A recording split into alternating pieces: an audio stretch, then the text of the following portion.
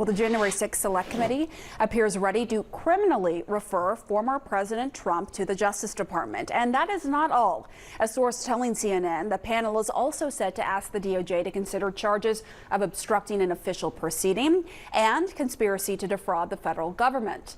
A new chapter in this legal saga for the former president. So with us now to talk about this and what it all means is former federal prosecutor and now defense attorney Shan Wu. All right, so let's break this down first of all.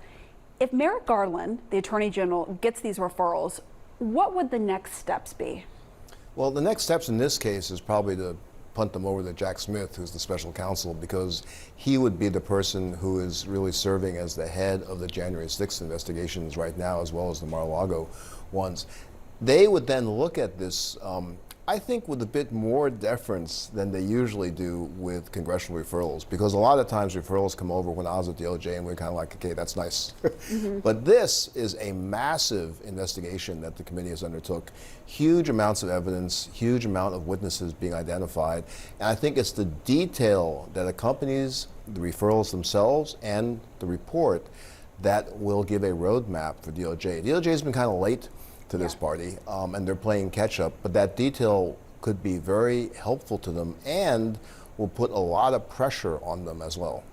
Yeah, I want to talk a little bit more about that because you've got Jack Smith, the special counsel. He's already off running with this probe, right? We know that. We're hearing that there could be additional charges proposed by the committee.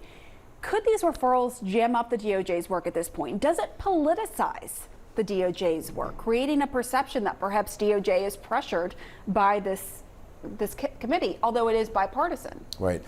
I don't think it'll jam up their work. They have to get there anyway, and it should provide them at the very least with some additional evidence or leads that they may need to follow, but they'd have to go there anyway, so I don't think that aspect will jam them up.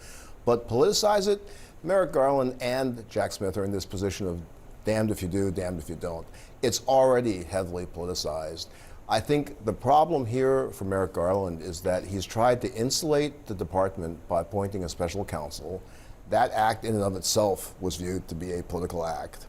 And the amount of detail that's going to come out in this report is going to make it very, very difficult for him or Jack Smith to actually decline to prosecute, because the public has been educated.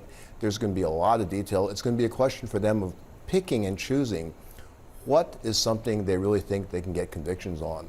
The ones they don't choose or the ones they do choose will be a very heavily politicized debate. Yeah. So then which of these charges that the committee is expected to refer to DOJ carries the most weight legally?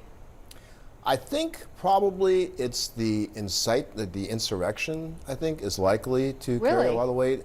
And certainly the obstruction of the official proceeding carries a lot of weight. Those are very different pieces of proof. With the insurrection, you probably need more of a link to Trump himself. But as a former prosecutor, one thing I would be thinking about is how to explain this best to a jury. So there's a huge amount of legal analysis that they're doing. Lots of commentators and analysts are doing that about which type of charge would really fit these facts. But you also have to step back and think, how do I explain this to a jury? What's going to make sense to them?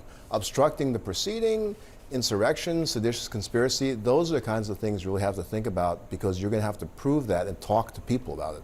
Yeah, it's a reminder, even though you might think someone did something, you have to have the evidence to back it up, to prove beyond a reasonable doubt they did commit a crime. Shan Wu, thanks for your analysis. We appreciate it.